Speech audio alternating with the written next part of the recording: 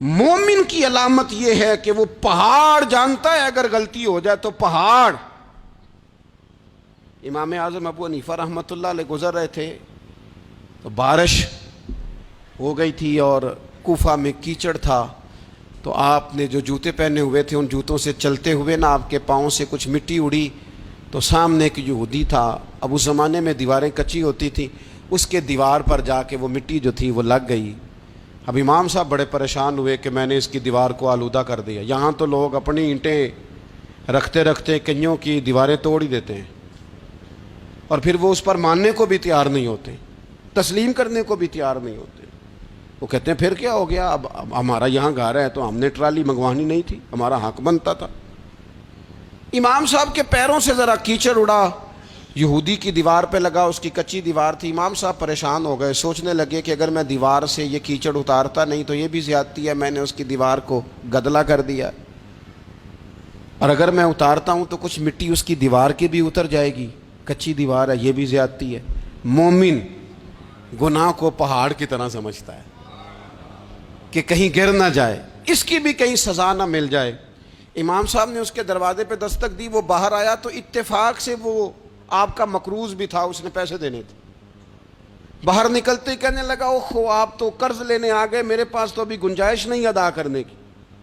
تو امام صاحب کہنے لگے تو قرض چھوڑ، وہ میں نے معاف کیا، میرے سے ایک غلطی ہو گئی ہے۔ میں آ رہا تھا، لکڑی کے جوتے اس زمانے میں کھڑاؤں لوگوں نے پہنے ہوتے تھے، کہا وہ میرے پیروں سے ذرا کیچڑ اڑا ہے، تیری دیوار پہ لگ گیا ہے۔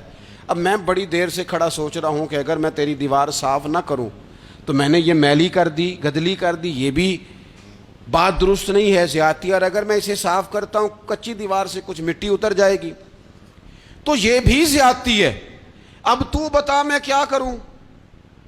تو بے موسمہ پھل تھا نا یہ، تو بے موسمہ پھل دیکھ کے بندہ حیران ہو جاتا ہے، جو باتیں روٹین میں نہ ہو رہی ہوں وہ ذرا انوکھی لگتی ہیں، بندہ حیران ہو گیا، غور سے امام صاحب کا چہرہ دیکھنے لگا، غور سے چہرہ دیکھنے لگا، اور پھر تھوڑی دیر سوچنے کے بعد کہنے لگا حضور پہلے میں نے دین اسلام کے بارے میں پڑھا اور سنا تھا، آج میں نے دین دیکھا ہے۔